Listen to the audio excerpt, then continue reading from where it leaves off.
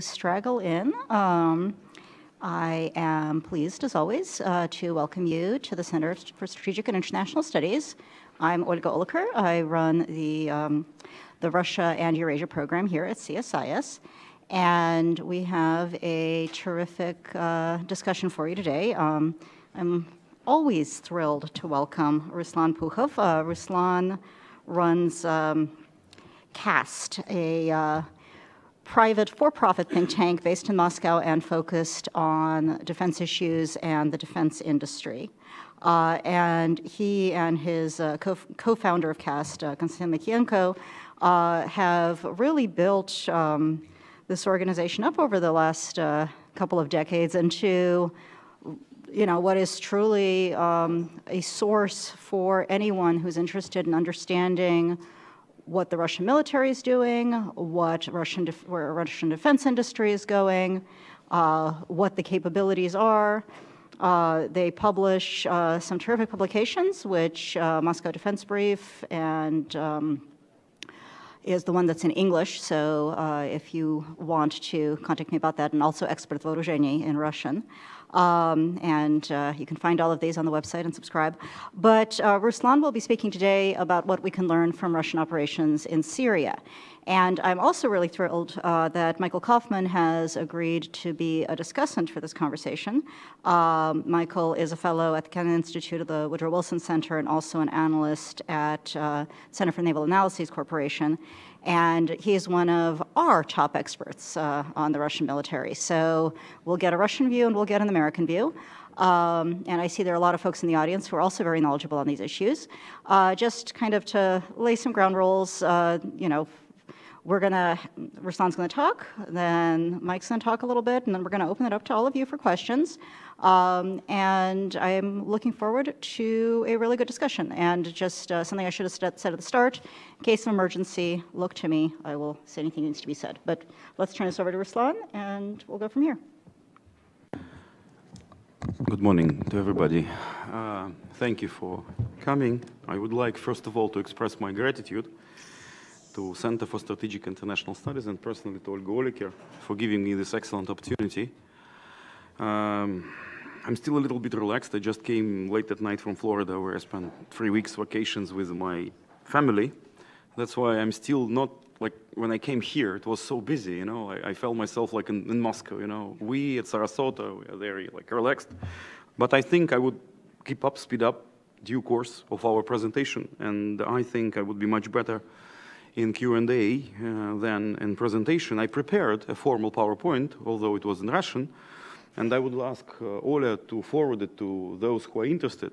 And I think with the current capacities of Google Translate, even for those who are not proficient in Russian, they can see the basic points of my presentation.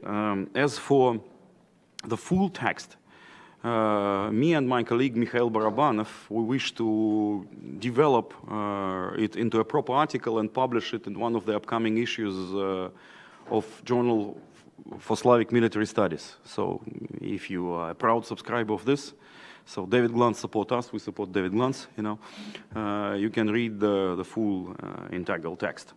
So the title of my presentation is Russia's Operation in Syria, Lessons Learned. In fact, I will briefly inform you about the operation itself and then about some consequences, mostly military technical, and a little bit political, which both Russian military establishment and political leadership draw from this. Some of these observations, they are already publicly known and were largely discussed. Some we draw at CAST ourselves. As an example that many people closely follow this event, I printed out a slide from presentation of International Institute of Strategic Studies, where the local folks elaborated a new title. They call it Calibrization of Russian Navy, of Russian fleet. It means that the launch of calibers naval-based cruise missile was so successful that Russia is developing very much these capabilities, I think it looks very obvious. So, returning to Syria, we all know that operation started on September 13th of 2015, but according to some indications, including how Russians was buying commercial cargo ships from open market, the idea to intervene in Syria and the concrete, tangible preparation, they started somewhere in March. I think the decision was taken, if not last minute, but probably at the end of August. Or even at the beginning of September of 2015. But the logistical preparations, they started well before. We all know that from the beginning, the limited number of Russian aircraft and support troops was deployed. 12 Su-24 bombers, 12 Su-25 monoplus and B-plus ground attackers, 4 newly built Su-30SM multifunctional aircraft, 1 aircraft of radioelectronic intelligence, Illusion 20, only 12 Hind Mi-24P modernized, and 5 Mi-8. So from the beginning, we saw only 32 aircraft deployed and around 1,500 different other troops, which was supposed to service and protect the base. Knowing that the terrain is very hostile and some unidentified aircraft can attack the base, and feeling its vulnerability, Russian MOD also deployed a quite substantial number of air defense equipment. From the beginning, it include Buk M2, Panzer, and after Russian Su-24 was shot down by Turkish Air Force, we also saw the deployment of S-400, and lately Ante 2005, also known as S-300V, was deployed in Tartus. So apart from this, certain number of ground equipment, including self-propelled howitzers Sta-B and main battle tanks T-90 were deployed to protect the base. And all these was done with the help of Russian airlift, mainly by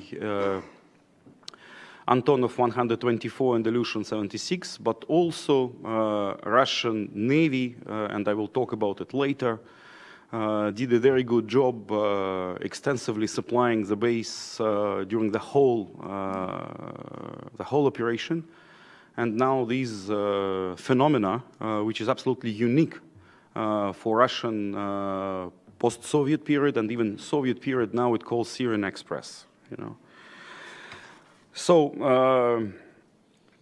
at December 2015 and January 2016, Russian air group was reinforced by sending extra 4 Sukhoi 34, 4 Sukhoi 30SM, and 4 Sukhoi 35.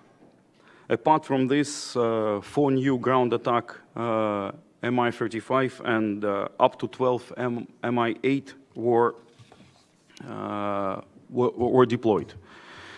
Starting from December 2015, Russian Air Force started to support its group in Syria with the flight of AVAX from Russian territory, from base in Ossetia, Mozdok, which did several missions, and also 2 newly constructed Tupolev 214R reconnaissance intelligence aircraft was sent for temporary missions and used for reconnaissance missions. In March 2016, President Putin announced the partial withdrawal of Russian air forces from Syria. And we know that 12 Su-25 SM, 4 Su-24M, 4 bombers Su-34, 2 Mi-24 and 3 of 4 Mi-35 were returned to Russia. But in fact, de facto, it was a kind of rotation because at the same time, Russian Air Force deployed new ground attack helicopters Mi-28 and K-52 to Khmeimim Air Force Base. The total number of helicopters by that time achieved 24 machines.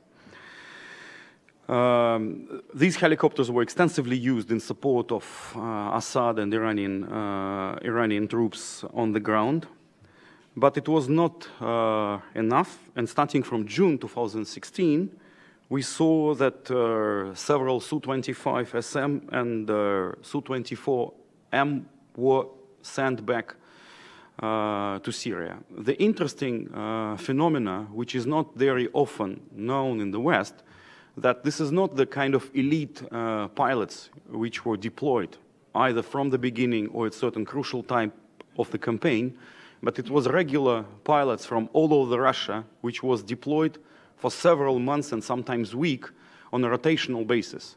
That's why Russia is using this unique opportunity to train its air crews, train its pilots, and according to certain estimations, already more than half of Russian pilots, at least when we're speaking about army aviation and frontline aviation, were already deployed to Syria. The same 1/4 of Russian artillery specialists also were deployed on a rotational basis to use this opportunity to train. And in fact, recently, President Putin, in his intervention at MOD, also said that we are using this operation as a great big test site and test field for Russian Air Force and some other troops.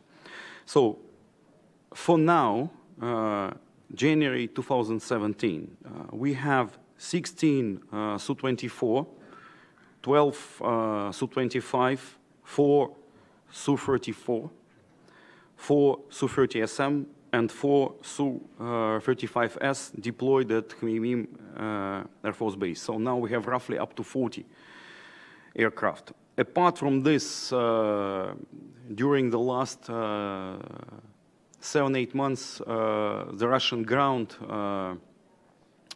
component increased, and now it's roughly 3,000 men, including the battalion of military police, mainly composed of ethnic Chechens, which were sent there, and also heavy MRLS like TOS M1 Buratino and Smerch were deployed to reinforce Russian group. Apart from these equipment, we know that battery, 2 launching machines, 2 TEL machines of Iskander were deployed in Khmeimim, and also Bastion coastal missiles. They are based in Tartus, to protect the port. We all know that the high operational tempo which Russians showed during this campaign was absolutely without precedent. And the number of losses, so official account now is 24 servicemen died. Knowing that information appears about some losses later, we can estimate the losses around 50 men. All these losses doesn't count the members of crew which died in air crash in Sochi. That's why if we count them, including the 64 men of Alexandrov band, these figures will goes up. So as for number of sorties, they were quite high. I think the official figures which Russian authorities releases are correct, but under the condition that this is not all combat missions. It's including training sorties, it's including sorties which were aborted for some technical reason. I think it's also including observation missions, but I think that number of sorties which Russians claim, they are more or less correct. Apart from Air Force, we know that Russian Navy also participate, and on the 7th of October, it was coincide with birthday of President Putin. The first launch of Caliber cruise missiles happened from Caspian Sea. We know that in general, their use of cruise missiles, especially Caliber, were considered very successful. That's why now we see what I told at the beginning, calibrization of Russian Navy. Their next state armament program will envisage the construction of new type of missile boats, yeah, Karakut, with Caliber. And they say that the plants which involved in construction of Calibers, they are working nowadays 3 shifts, you know, like 8 hours, trying to replenish the stock of Calibers. Apart from Calibers from surface ships, which were launched from Caspian Sea, we know that in 2016, Russian Kilo-class submarine also launched Calibers successfully from Black Sea. Russian long-range aviation also participated extensively in the campaign, starting from November 2015, including the missions of Tupolev 160, Tupolev 95 MS, and Tupolev 22 M3. All of them was using newly built conventional cruise missiles Ha-101 and retrofitted Ha-555 with a conventional warhead and including the regular dump bombs. I think that the ratio between precision-guided weapons and dump bombs is more or less the same as Americans used during the Desert Storm 25 years ago. It also gives us a nice picture that despite the success, very high and successful operational tempo, Russian Air Force is still lagging behind almost 2 decades with the majority of Western developed air forces. And when we are doing this statement, it's not only concerning the United States, but also such a relatively small but mean and lean air forces like Norwegian, Danish, Dutch ones. But as some people joking in Russia, these 15, 16-month operation helped us to keep up. And now with all this experience, we're already at the level which United States and their allies had during the operation against Yugoslavia. So this year, something, you know, like gave us the possibility to come closer, which took 10 years in the peacetime for Western Air Forces.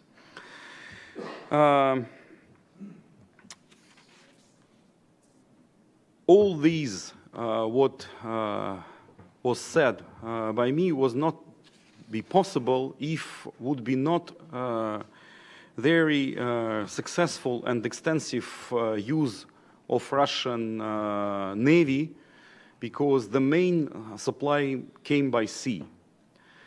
According to Turkish observers, which there is a group of ship porters on Bosporus Strait, sometimes at the peak of Russian replenishment of the supplies, every second day there was a ship going either one or another way from Bosporus. During the meeting of Public Advisory Board, Public Council of Russian MOD, and I'm a member, I witnessed it, Minister Sergei Shoigu told that at their average, we supply 1,000 tons per day, and up to 1,500 tons at the peak. I think it's all including all means, including airlift. But this use of Russian Navy is extremely successful, and without almost a major accident, at least they are not known for the public. You know, we don't see any ship which lost power. So the use of all these ships was very extensive. But every success has a price. And when we count which ships were used, apart from old-fashioned landing ships constructed, by the way, in Soviet Poland, you know, the majority of these ships are more than 25 years old, and the cargo ships which were bought at the beginning of 2015 on the commercial market, Russian Naval Command almost mobilized all possible units of Russian ships, including, for example, such an exotic ship as Yauza, which was placed basically by Novaya Zemlya to assist the nuclear waste, you know, this disposal. So, like, even the ships which were not tailored at the beginning for transportation were attracted. And I think next armament program will be largely concentrated on transport capacities, not very much landing capacities, but transport capacities of Russian Navy, because I think soon the majority of these aircrafts will be docking because of their not only power machines, but all of the machines will need a major overhaul, repairing, or even replacement. Yesterday, I've read the piece how Fox News evaluated the use of aircraft carrier Admiral Kuznetsov in Mediterranean. If we'll get rid of some pejorative connotation, in fact, all facts are correct. You know, we are still having kind of trial and error process with our carrier aviation, and the loss of 2 aircraft showed how not very much experienced the deck crews. And I think despite the loss of 2 aircrafts and using the majority of these ships from Khmeimim Air Base, in general, it was very positive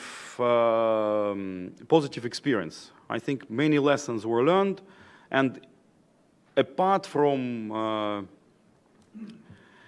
training missions, it was the first combat deployment of Kuznetsov ever. That's why, even if it looked not that nice on the TV screens, yeah. For example, when there was a question why the smoke is so black, the popular legend claims that power station is very old, you know, and if you use it at the maximum capacity, yes, the vapor would be white, but it can damage the power machine. That's why they put it on a lower mode. That's why not all the fuel burns. That's why the picture is not that girly.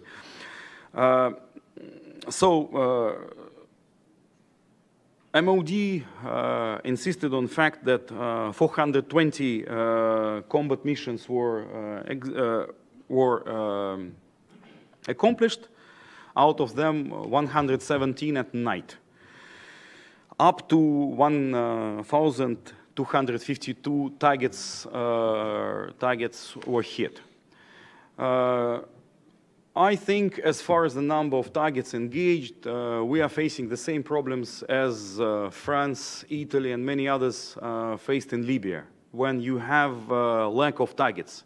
And in fact, the main problem for Russians now, it's not the number of aircrafts or sorties, but not enough information which targets you should engage. I know that at the beginning of the operations, Russians were collaborating with Israelis, but were not very much happy with the results of this collaboration. Now, apart from Russians, we're also using, from time to time, verifying it twice and thrice, Iranian data. So we need data, which targets to engage, which targets to attack. Yeah? So as for lessons, in fact, I think we can regroup them in two big categories, like lessons for Air Force and lessons for Navy. Because the ground forces, including the deployment of special operation forces, was limited, and there are not so much of open information. The only thing which we can now insist for sure, that after the previous defense minister, Anatoly Serdyukov, left office, Russian MOD almost lost interest in mine-resistant ambush-protected vehicles. But knowing how well LMV Iveco showed in Syria, and now spotters published the pictures of Typhoon Kamaz-built MRAPs, we can judge that Russian army is returning its interest towards mine-resistant ambush-protected vehicles. I saw several pictures of damaged LMV Ivecos. There were 2 or 3 of them damaged, roadside bombing, mine vehicle is almost totally destroyed, but every serviceman went out of the vehicle on its feet, So that's why the lessons for Army so far is not so obvious, but for Air Force, we think that Russians would be paying more and more attention on air mobility, because with current problem with the fleet of Antonov 124, the engines are made in Ukraine. We still have certain number of engines in stock. In the worst case, we can always address to commercial airliner Volga-Dnieper, but they also are facing the same problems with the replenishment of their supplies. I think soon the fleet of Antonov 126 Ruslans would be grounded, and it will not be that possible that quickly to deploy, for example, main battle tanks or air defense systems comparable to S-400. That's why how this problem would be solved, I don't know. But as for other type of aircraft, we all see how Russian Ministry of Industry, jointly with MOD, trying to speed up the program of Ilyushin 112, small transport aircraft, which is supposed to be used instead of Ukrainian designed and partially made in Ukraine Antonov 148. We know that there is an ambitious program of new versions, enhanced version of Ilyushin 76, which calls Ilyushin 476. Apart from air mobility, I already mentioned that Navy will be paying lots of attention of its landing and transport capabilities, I think including buying commercial off-the-shelf ships, and probably not even in Russia. I think also it was clear that all troops which can be used with better than regular mobility would be developed. And it's not only about Special Operations Command or Marines or, let's say, airborners. I think even in the regular army would be created special units tailored for expeditionary operations.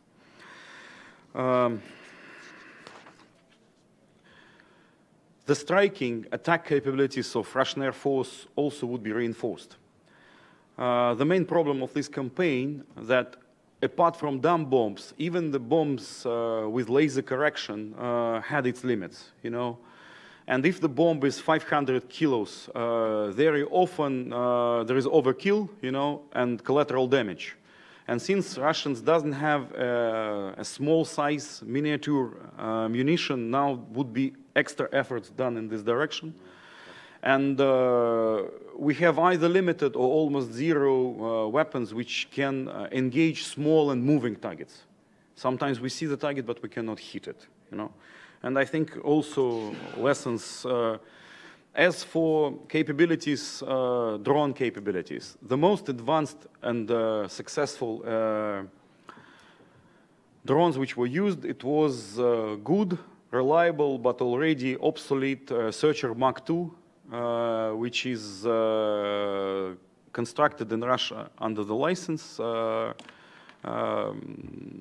in Yekaterinburg. But Israel has already informed us that they will not be able to supply us with the next batch because of the formal or informal red light from the United States. And now several companies, both privately owned, like Kronstadt, or state-run, like Vega concern, are working on several different types of drones, including Mail and Hail, which will replenish this lacuna. On this high note, I will end up and would be happy to answer your questions, but it would be not honest from my side to say that the main lessons which we are learning now, they are not from Syria, although Syria is extremely important. The main lessons they are from Ukraine, yeah? And I a little bit elaborate about this in my article in Vedomosti newspaper, which calls Naša karta Afriki, our map of Africa, saying that Russia is paying very important attention on its eastern border, reinforcing its border, and Russian military leadership draw lots of lessons from Ukrainian, from the events in Donbass, including that the current Russian brigades, which were created under previous leadership of MOD, which supposed to be fully manned and fully ready, never became fully manned and fully ready. That's why they returned to the idea of divisions, where division became, in fact, a big reservoir to replenish the units which would be deployed. Basically, we're returning to the practice of 90s of tactical battalion or tactical regimental groups, you know, to have fully manned. The problem with mobilization, if you need to rotate troops, even with, so to speak, 1 million army, which never achieved 1 million level, I think at peak it achieved 900, now probably less. You need to have the components to replenish the forces, starting from some kind of National Guard type here, what they try to implement, and also have some mechanisms of mobilization of people. As we saw in Ukraine, these 5 waves of mobilization were not extremely successful, you know, and in case of need, the manpower is still a crucial point for Russian MOD. Another lesson which we think is drawn from Ukraine, that the current Soviet-designed hardware, including main battle tanks, APCs, infantry fighting vehicle, are extremely vulnerable to modern and even obsolete anti-tank, anti-armor weapon. And even if crew is very successful and can have a passive and active defensive systems, tank and APC get up to 7-8 hits, and the vehicle is destroyed. That's why now Russia is developing the new family of Kurganets protected APCs, Armata main battle tanks, infantry fighting vehicle, and APCs Boomerang, heavy, very protected, which would have probably no advantage vis-a-vis modern and prospective Western examples of the equipment, but obviously vis-a-vis all post-Soviet legacy which Russian neighbors had. I think this is absolutely obvious. Investment in radioelectronic warfare and in technical intelligence also would be done because the Russian stress on human intelligence showed that it's not always and sometimes not at all correct and giving you correct information. So thank you for being patient. Michael, I know that I abused my You time. annexed a lot of my time. Sorry for illegal annexation. Thank you, Ruslan. So I'm going to turn it over to Mike to defend his time and space without actually infringing on the sovereign rights of our audience to later ask questions. All right, look, Ruslan, as always, it was a great comprehensive presentation. I know people actually really probably here want to get to Q&A. So I'm going to give sort of very broad strokes and quickly my own impression and try to make it just slightly complementary to what you said on Syria, and I'll kind of break it up into a little bit of what I saw, sort of, the good, the bad, and the ugly of this intervention. So on the good side, Russian sustainment in terms of the operation overall was really quite good, and we can talk about how much sortie generation there really was versus there wasn't. The numbers, the metadata, of course, as you said, is very easy to play with.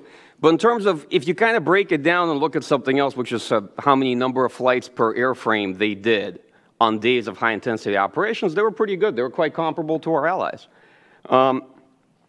In terms of, pulling Turkish cargo ships, it was a creative solution for the shortage in sea lift.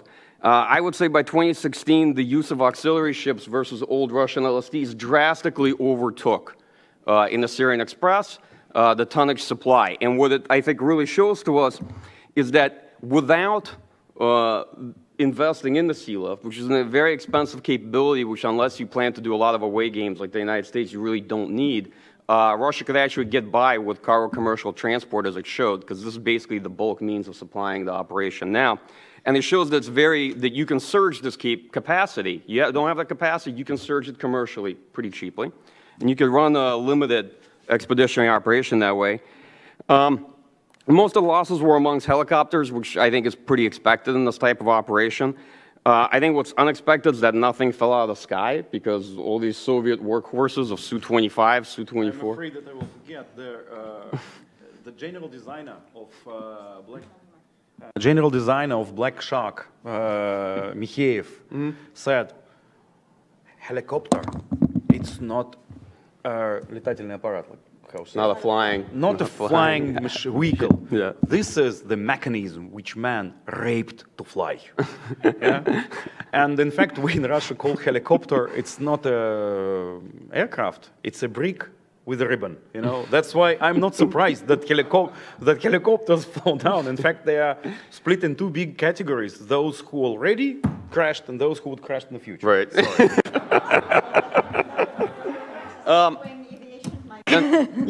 And I mean, as part of this operation, testing new platforms like Mi-28, K-52, never got to see that serious combat. On Mi-28, they found out exactly how many hours and how much time they could spend flying it before it just fell out of the sky of its own. And that was the experience they had. In terms of overall force presence, I think the best way to describe Russian operations is probably not just in Syria and Ukraine, which is a pulse presence, right? It's pretty flexible. Russia pursues a lean strategy. And there are a lot of advantages to it, but it's essentially, it's a surging of presence forward and a surging of presence back, right? You deploy capability, you withdraw capability as you need it. You use the operation to rotate units through. You make sure you don't get overly leveraged. So there's a real approach of sufficiency here. And you see throughout the Syrian operation, Russia deploying aircraft, helicopters, then withdrawing aircraft, replacing aircraft with some helicopters, scattering helicopters to forward operating bases, and playing with this force mixture, trying to keep it small. Sometimes the ground presence was a bit bigger, sometimes it was smaller, sometimes the Air Force presence was bigger. But you can see that pulsed is probably the best way to think about it.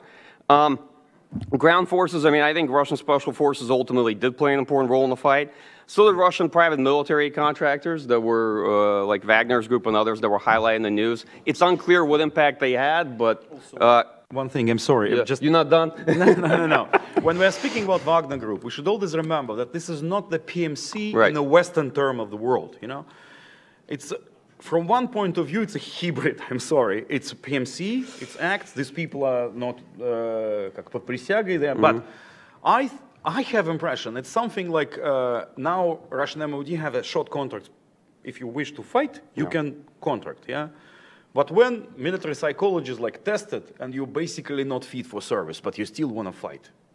If so, if you are kind of that type of nation with a previous background, you can engage there. So once again, it's my intellectual exercise, yeah, but I read this situation in that way, you know.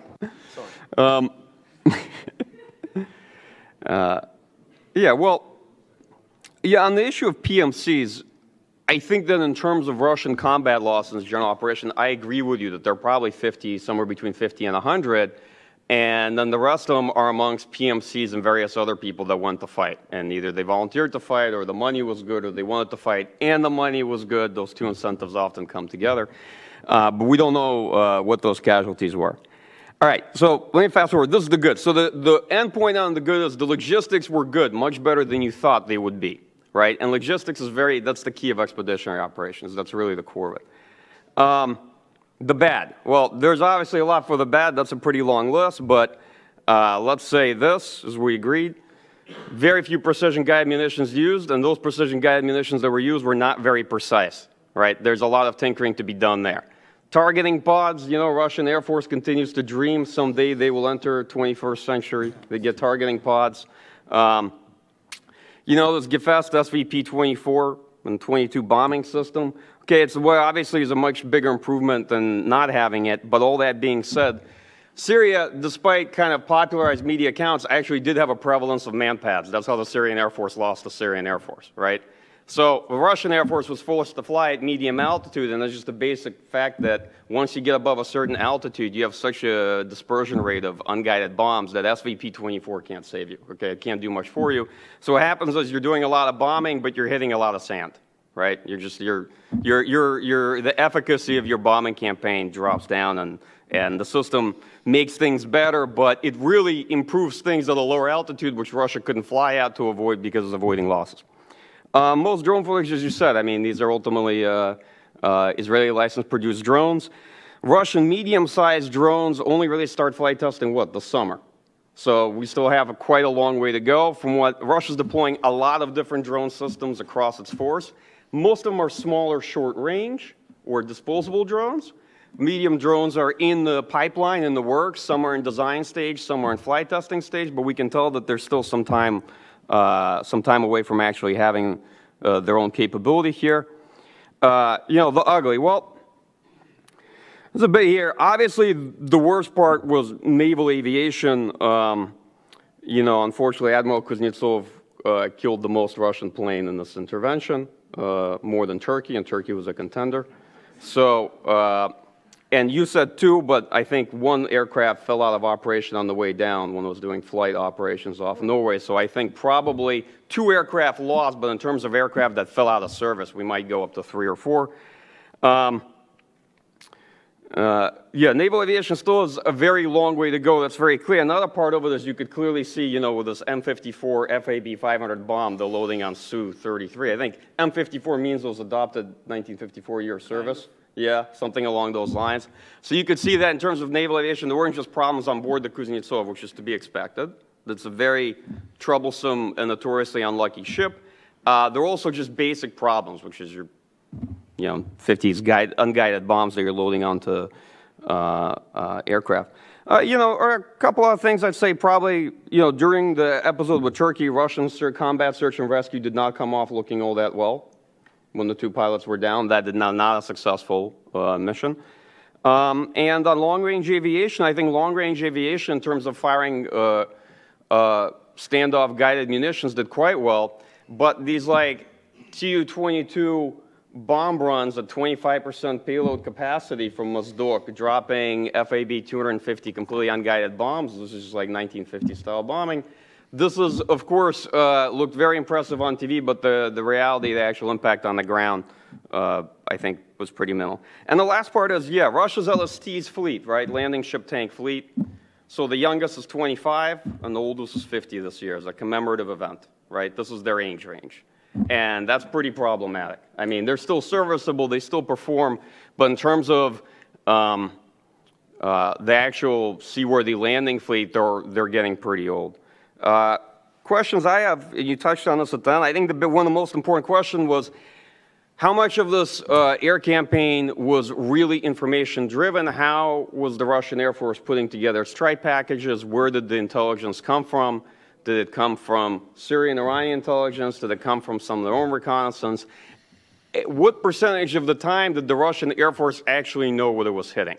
And that is debatable. I think that's highly debatable to me from what I saw. So one more, not to forget, because you know, despite having ODKB SSTO, yeah, we have almost zero experience. We had almost zero experience working with the allies. You know, now even if these allies are not that reliable as Armenia or Belarus, we got absolutely invaluable, absolutely outstanding experience working not only with Syrian army, but also with Iranians, and not only with Quds, but also with Hezbollah, also with other militias, and also with, no, for you probably Hezbollah, it's a pejorative connotation. For me, Hezbollah is like Matroshka, you know? There is a combat, there is a social, like Salvation Army, you know? For you, Hezbollah is bad, you know? For some people, Hezbollah, they are praying it, you know? Nothing to be proud, nothing to be ashamed, you know?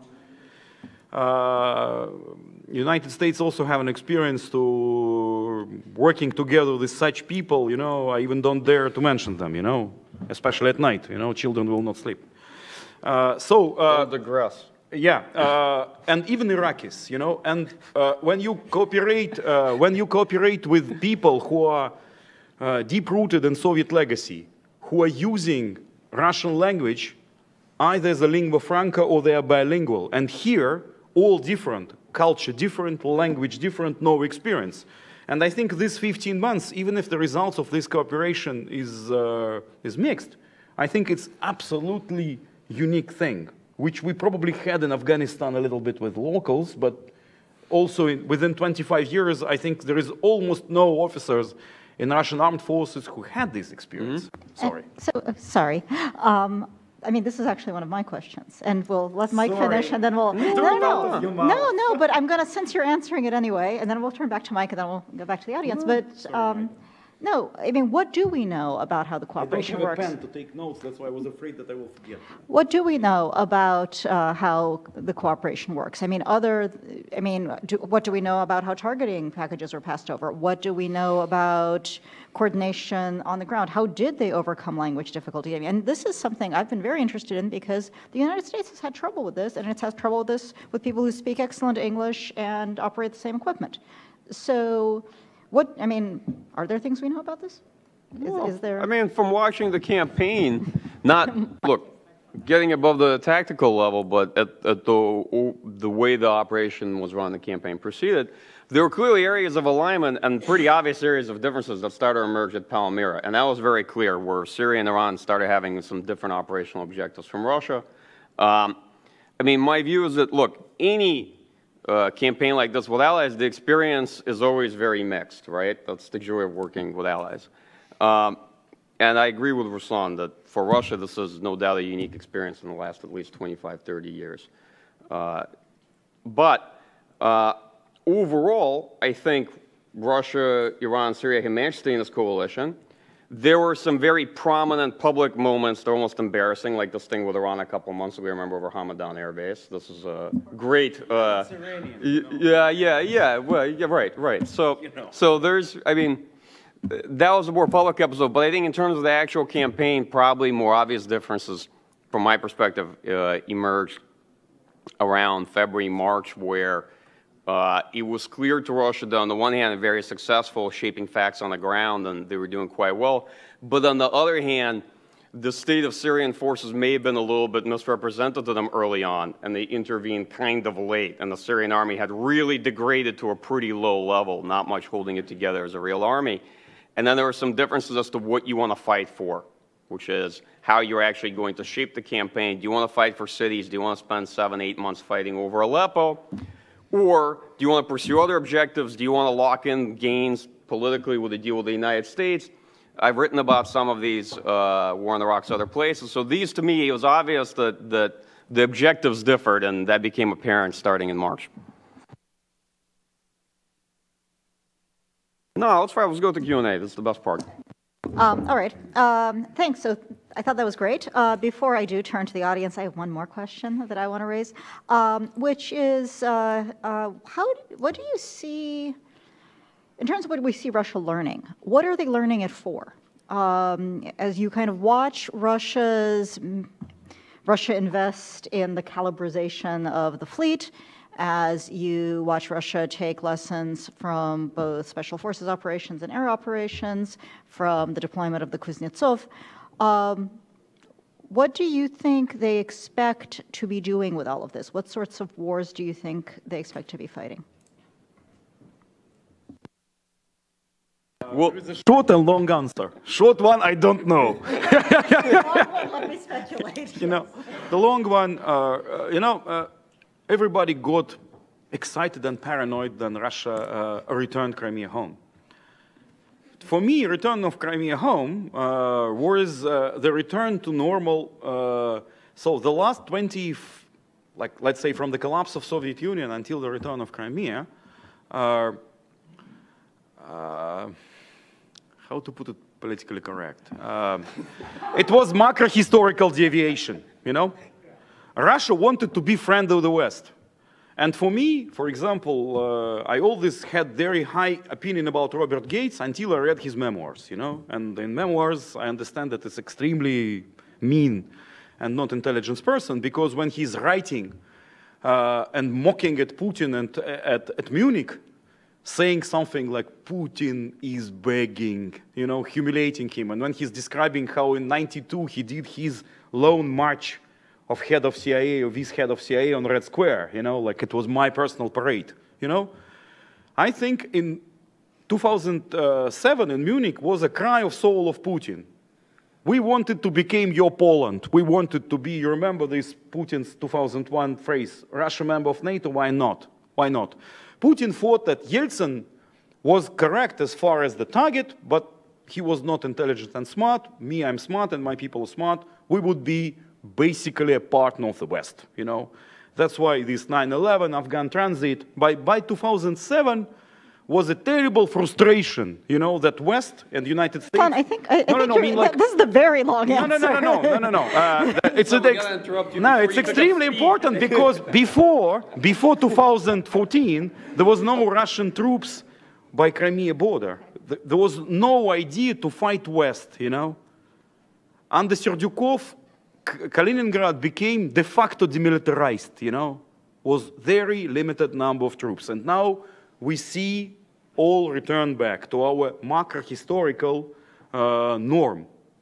That's why I think now Russia is preparing to have all types of wars.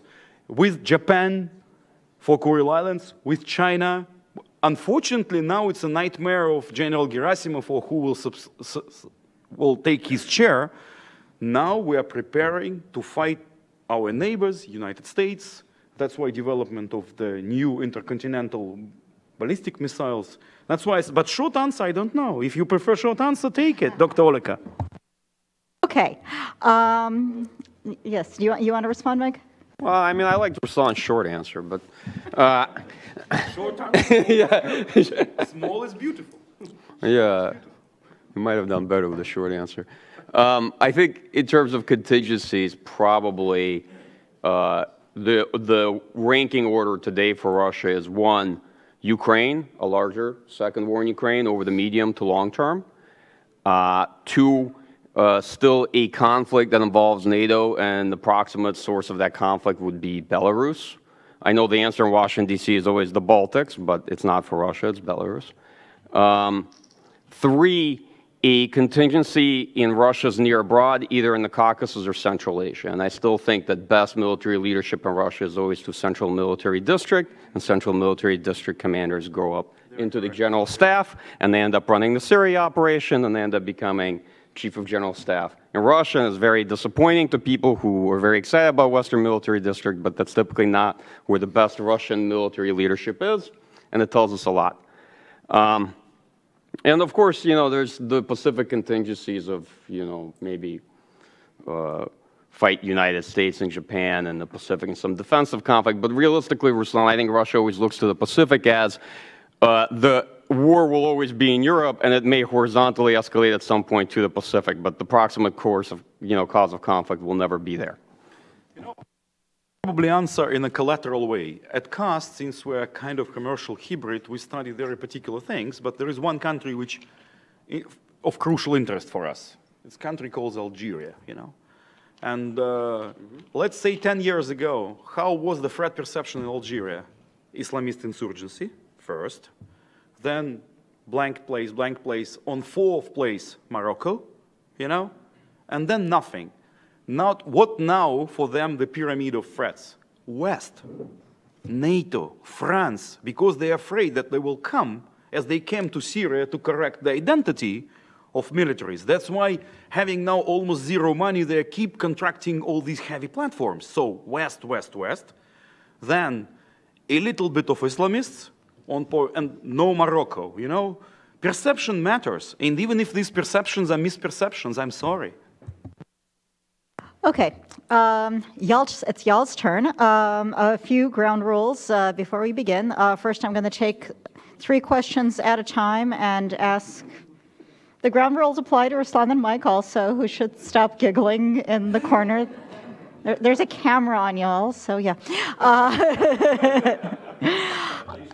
At least one, possibly more, several microphones. I'm going to take 3 questions at a time. I do ask that everyone identify themselves and phrase their question as a question. Despite the precedent that has already set, I do ask that you refrain from insulting anybody. No personal insults. And I do ask that you be on topic. Let's not veer into things that aren't about the Russian military and its campaigns. Okay, having said that, we've got a hand in the back over there for the first batch of 3. Stanley Kober.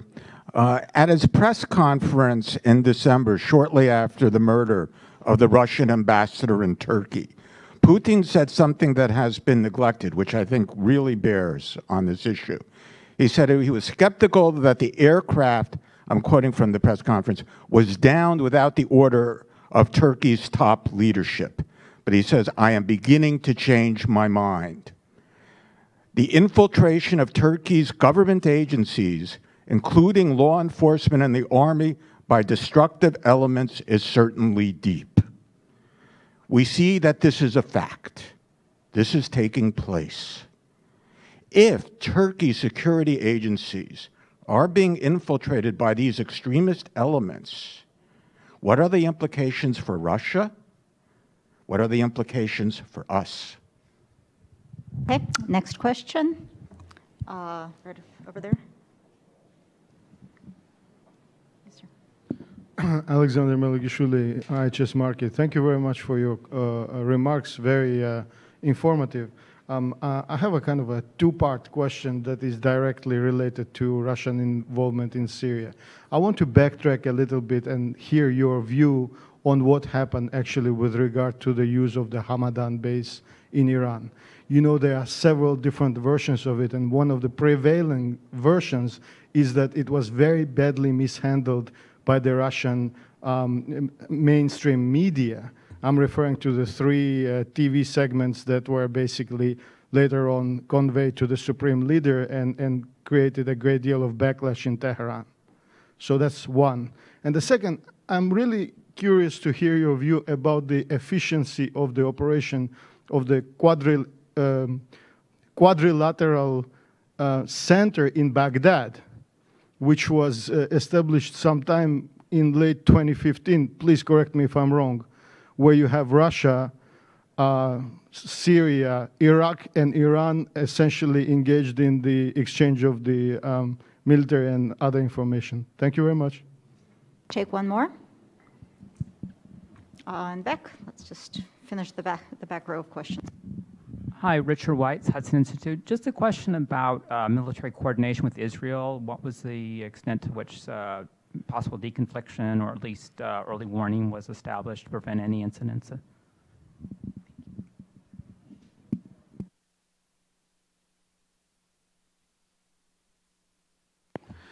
Okay.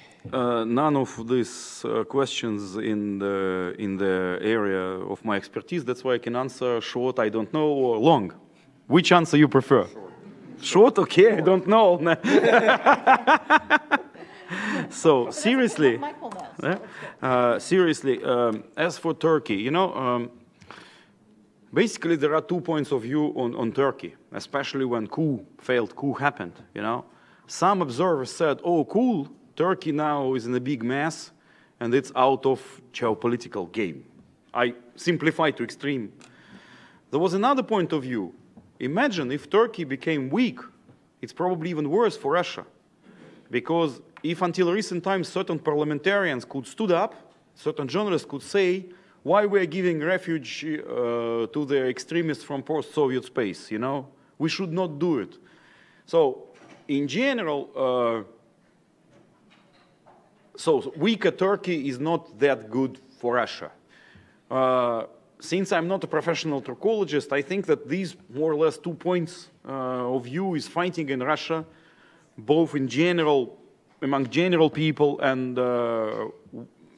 whether we are interested to have a strong Turkey or basically Turkey. I don't know whether you're satisfied with this pseudo-analysis, but I have no answer. Yeah? As for Iran Hamadan, I think it was only a pretext for Iranians. I always joke that United States and its allies living in 21st century. Russia is living at the end of 20th century, but Iranians are living in 17th century, you know? So their mentality is different, and we need a new Ruth Benedict, which will write Sword and Chrysanthemum about Iranians to understand their nature, you know? It's all internal stuff. Pasdaran for this, MFA for this, MOD for this, you know, it's like internal fight of the serpents in some cage, you know. And remember, then there was the first protests, so to speak, aborted color revolution. One of the slogans was like, Russians go home, because there were rumors that Russians sent Spetsnaz to support Iranian leadership against democratic protesters, you know. There is a big mess in Iranian heads. I think they are basically stupid and arrogant as we Soviets were at the end of the 80s. Sorry for being non-PC. As for coordination... Maybe we should also try not to insult countries. As for coordination with Israel, there is an extensive dialogue, and the Russians are not hiding this, you know. There is a group of Russian liaison officers apart from defense attaché office in Israel, you know. What are the practical fruits? I know that some intel information was used, which was given by Israelis. But knowing that our attitudes towards Iranians and towards Hezbollah is slightly different from Israeli ones, I would use this intel information with a grain of salt, you know. I would use. As Russian MOD does, I don't know. We recently compiled a book about Russians in Syria and in Syria in general. One of the reasons why we omitted a chapter about Iranians and Israelis because there is a lack of reliable data. We know that there is something going on, you know. But what? Unfortunately, you cannot do analysis only on rumors and allegations.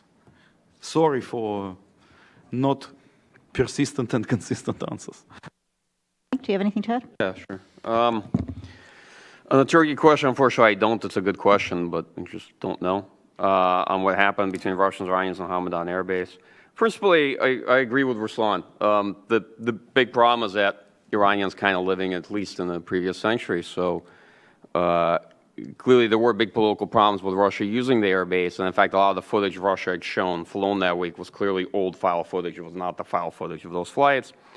But Iranians, or at least some elements of Iranian bureaucracy, thought that this would somehow be kept quiet, and then they're not aware that there's satellites, up ever since some point in the 1960s, and they don't know that, Jane's Defense will order from Airbus commercial satellite weekly imaging of Iranian air bases. And one week it'll be empty, and then the next week it'll be lots of Russian Tu-22s on it that anyone can see, and they do this all the time. So it had not occurred to the Iranians that it is physically impossible for Russia to keep their cooperation secret for more than like 7-8 days, just in the century, right? It seems to be that there's just a big disconnect there in terms of modernity. Efficiency of Baghdad Center, I don't know. It had a great forcing political function early on at the beginning of the intervention to say, hey, we have a coalition, we have a fusion center of intelligence, here's our sort of, team, everybody's on board. So the politics of it early on played quite well. The actual efficacy of it, whether anything exchanged there was of utility, no idea.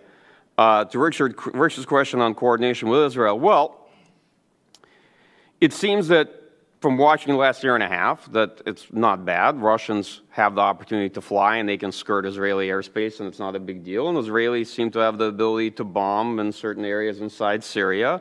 And these things are clearly coordinated since, as you know, Russian air defense system and Russian combat air patrols are up there. So obviously these things either coordinated or agreed their shared principle. I think from Israel's perspective, probably Russia's the best neighbor it's had in the Middle East in a very long time. In terms of given the neighborhood, the coordination's great, but more on sort of alignment of political interests. I think the premise for Israeli cooperation with Russia is that none of these defensive systems that Russia's introduced into theater will be left in theater in the hands of people that are either Hezbollah or friends of Hezbollah could pass on to Hezbollah. Not so much worried about the sophisticated things. I mean, you understand S-300 is not like iPod. You cannot give it to Hezbollah and then they're going to use it. That doesn't work that way. It's like a spaceship to transfer to an insurgency organization. But there's a lot of other things that are much easier to use that you could do. And I think as long as everybody follows these sort of core rules of their arrangement, that they're fairly happy. All right, let's take another batch. Let's go up front now. Please wait for the microphone. David Fishman, George Mason University. The tone and tenor of your interaction up on the podium today strikes me as somewhat different than the tone of interaction in the confirmation hearings of President-elect Trump's nominees for Secretary of Defense and State Department. I wonder if you'd care to comment on that. How would they comment on I'm that? not U.S. citizen, How can I comment on your internal stuff? I'm not sure I understand what your question is. One picks up a lesser level of mutual hostility, perhaps, would be the way. Maybe does that make it a little more precise? Well, we're military experts. It's a pretty small field, and we've known each other for many years because it's a pretty small field. I mean, in terms of Russian military analysts, you can get them all to one dinner party in the United States because it's such a tiny group. So, yeah. small group, yeah. It's been done. Yeah.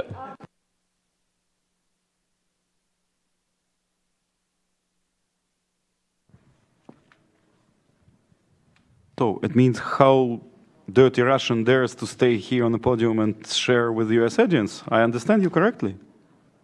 I think what he's asking is, why are we not talking about how much we hate each other? Maybe we can discuss that afterwards. No, my question was, one of the actors that you guys didn't mention was the Kurds.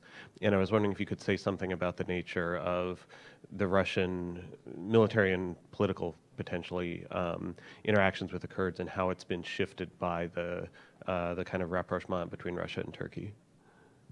Let's take another. Let's go up front. Ryan Hellerstedt, U.S. Army War College. Thanks for being here. I appreciate your candor. Question I have is, does the Russian military see its operations in Syria as counterinsurgency, counterterrorism, or an expeditionary operation, or both? And with the common interest that the United States and the Russian military has in Syria, have the operations in Syria helped or hurt the larger strategic relationship between the United States and Russia, specifically with the military? Okay, Thank and you. let's do one more. Just if you can pass the microphone to. Irv Chapman for Michael Kaufman. You tossed off the issue of whether the Baltics are in the line of sight, and we've heard a great deal about how the Russians might proceed there based on the Ukraine example. But Belarus, as you said, has had almost no attention. What scenario do you foresee there in Belarus?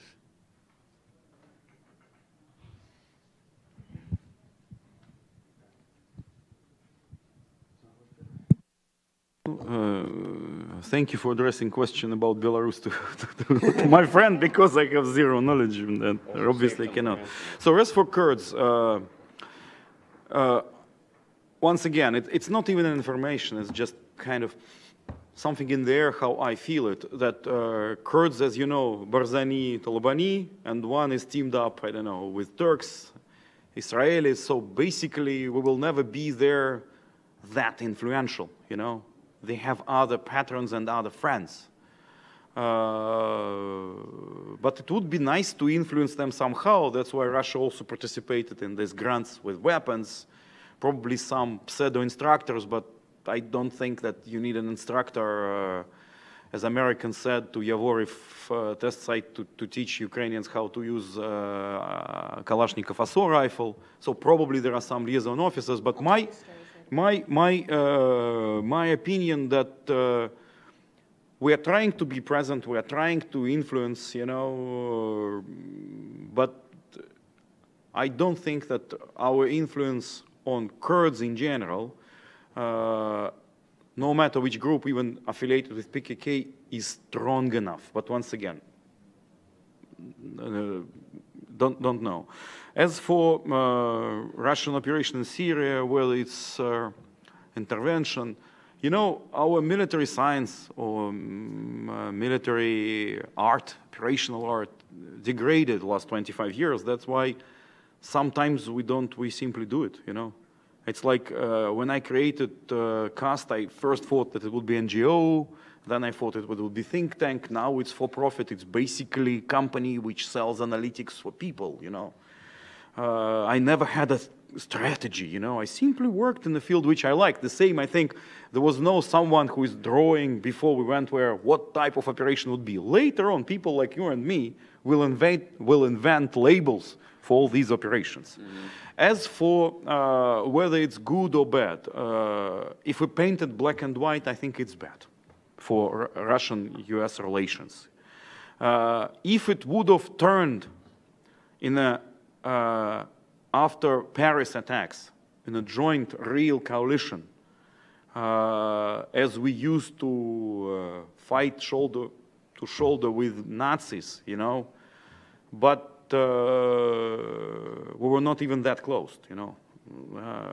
That's why I think on this particular case, we managed to return Americans to negotiation table, but to somehow to team up with them, we gambled and we lost. If we'll shorten, you know, like I can talk for hours about it.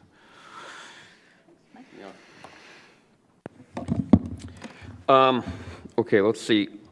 On the Kurds, I mean, I think the Kurds for Russia, as they have been for others, became a chip in this game, especially when Turkey shot down the Russian Su-24. Russia started saying, well, let's see, maybe we'll arm the Kurds, maybe we'll give them some political recognition, maybe we'll play with them, understanding that the Kurds are Turkey's #1 priority and interest in Syria, the only thing that they were more interested in seeing than seeing Assad fall. And that maybe have had some impact, maybe not, but I don't think Russia was ever serious about the Kurds. It was just a chip that they wanted to play with Turkey during that particular moment. And maybe they were quite successful at it, I don't know. But I think that the Russian approach to this conflict always came from the perspective that they overall had a long-term understanding with Turkey that they did not want to see Kurds create some kind of independent state on Turkish borders, and that they were largely on the same page when it came to these existential interests of the Turks. Does Russia see this as an operation, as a counterterrorism quint operation or expeditionary? Well, I mean, both. It's a, it's billed as an expeditionary counterterrorism operation, right? In terms of, I think, Russian perspectives, yeah, it's a counterterrorism operation. Its principal objective is to prevent regime change and overthrow of Assad. It's a project designed not at nation building, but restoration of the regime's control, at least over some part of Syria, a rump Syrian state. And it's principally expeditionary. I think the most important thing for Russia is not what it is, but whether or not it's successful. And so far, at fairly low cost, they've done a pretty decent job at changing facts on the ground. And I think it's been principally very bad for U.S.-Russia relations. If you've been in D.C. the last year and a half, you've seen sort of the self-immolation that's been going on, especially the last couple months during the fall of Aleppo. That has not been positive, right, at all. I don't know what Russia had hoped it would achieve in terms of politics. Ruslan got into that a bit. I won't, but clearly that did not happen in the last 2 years. And the question on Belarus. So, I mean, I wasn't sort of flippantly discarding Baltics. I was just saying that for us, Baltics are sort of an obvious priority. That's our proximate likeliest cause of conflict with Russia on NATO's eastern flank, so that's what we focus about. But the question is, what do the Russians talk about in terms of their contingencies? And Belarus, when they think about what is the likely cause of a conflict between us and NATO, probably Belarus is their number one hypothetical that they get into. It's the question of, what do you war game, right? And I think their perspective is that the biggest fear is, of course, Belarus is a core interest for Russia, just like Ukraine, perhaps more so than Ukraine, where they want to retain influence. And their concern is, one, political instability in Belarus that manifests itself and may lead them to intervene either at the invitation of Belarusian authorities or not at the invitation of Belarusian authorities. I think one of those two scenarios, for a fact, would play out. And they see as a possibility that maybe NATO might want to intervene too, and that's where they prepared to fight. And that's, if you look at a lot of Russian exercises, even the most latest strategic operational exercise, had a component where they weren't basically in Belarus telling NATO peacekeepers, surrender, you're here under false premises, in Belarus to join exercise. I mean, but that's not the first time they've done this. They do a lot of these. And so I think for Russia, a big contingency is, one, how do we intervene in Belarus in case there's political turmoil and we need to assert influence and secure our interests there? And two, what if NATO or the United States has an interest to decide to play for this? If you look at structural changes to Russian force posture, we know about major divisions and brigades returning to Ukrainian borders, bringing Ukraine really from the battle grouping in Crimea all around the southern military district, the western military district, but right up to the border between Ukraine and Belarus. And that division that's going there will likely have a dual role. One is obviously as a northern strike force for Ukraine, but the other one is to cut across Belarus if need be. They'll be close, very close to it. So I think that's the only one of the new divisions that's proximate enough that it'll be able to affect both contingencies. Let's take one more round of questions. Yep. Please do wait for the microphone, yeah. Hi, Bill Hill, National War College. You've alluded to it, but let me ask you both, if you could more specifically, I'd be interested in your assessment or evaluation of U.S.-Russia deconfliction, coordination, whatever you want to call it, in Syria over the last year or so. Do we have anything else? Up front here?